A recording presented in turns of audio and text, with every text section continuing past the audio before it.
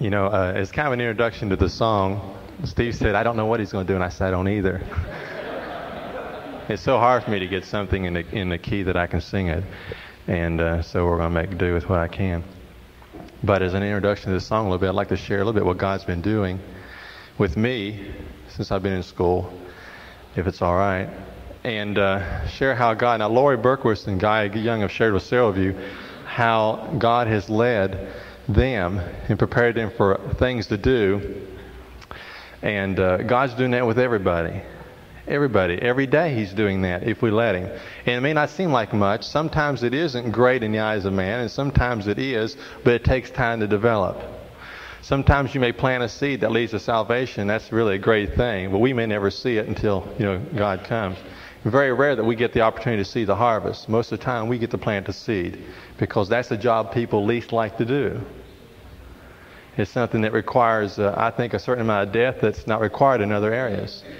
And since I started in school and I knew God was leading me to go, and through the help of Jill Keister, getting me acquainted with people at West Virginia State, God has really helped in such a tremendous way. And I shared last semester that God helped me to get a 4-point, and I got a 4-point this semester too.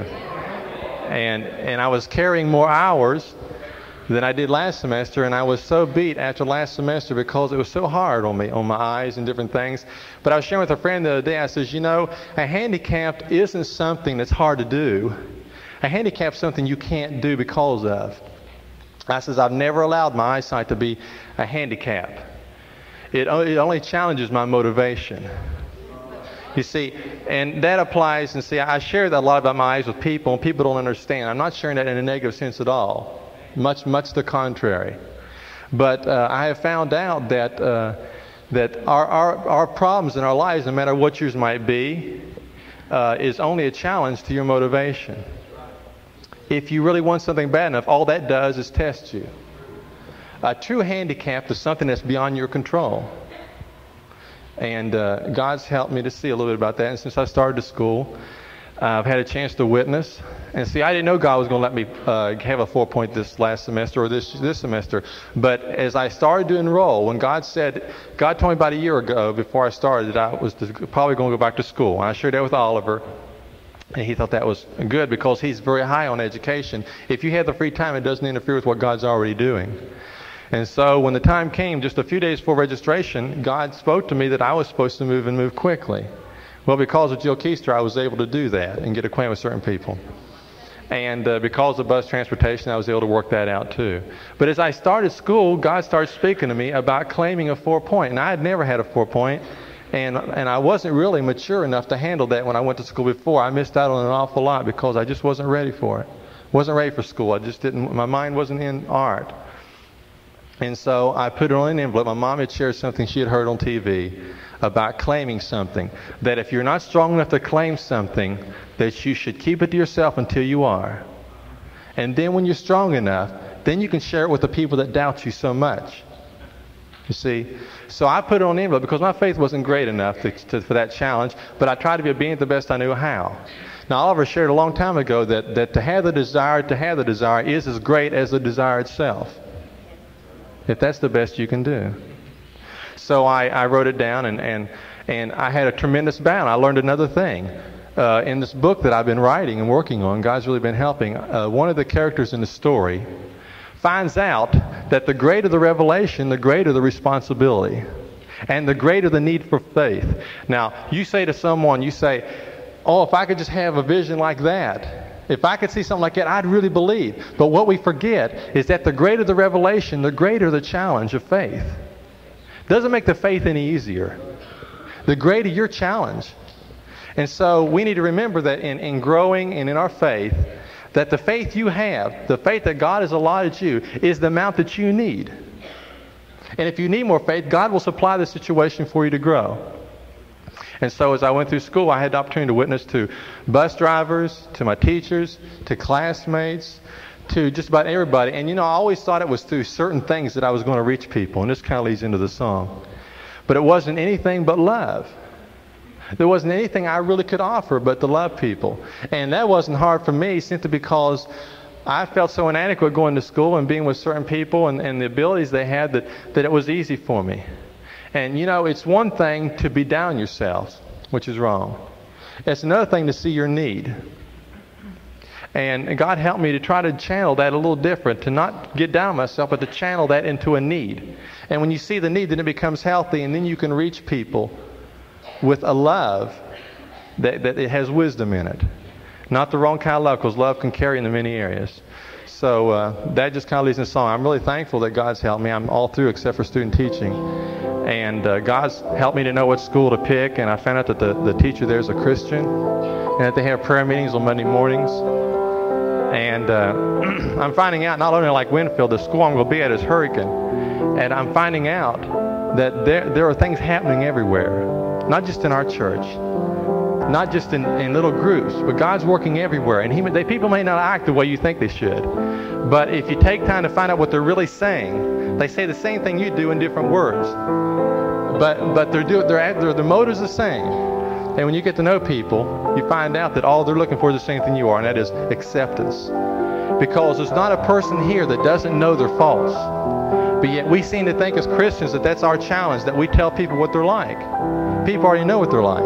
What people want to know is, do you accept me the way I am? When they know you do, then they want to change because of your love for them.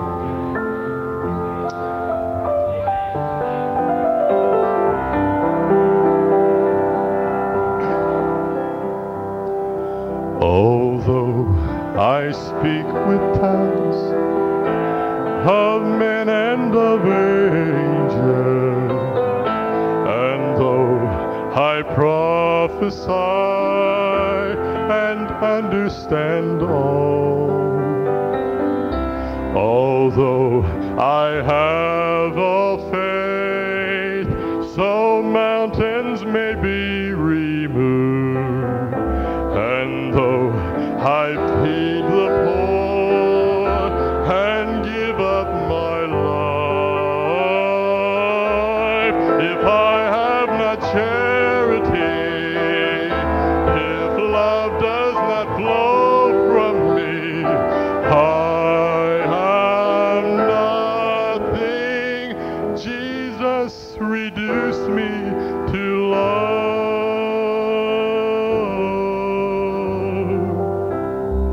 Love is patient and kind.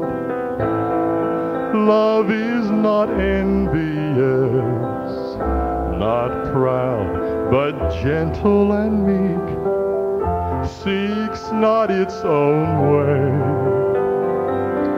Love sings when Jesus prevails. He leaves and endures all things. Love hopes and bears every wrong, and love never fails. If I have not charity, if love does not flow from me, I am nothing. Jesus, reduce me to love.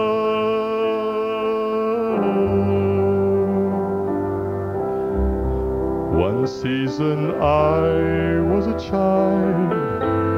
I spoke and I thought as a child. But when I turned to a man, such ways put aside. Though now we see through a glass, then yet we shall see face to face. Though now abide faith and hope, the greatest is love. If I have not charity, if love does not flow from me, I am nothing. Jesus, reduce me to love.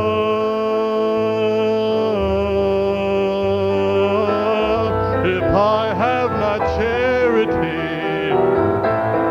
if love does not flow from me, I am nothing. Jesus, reduce me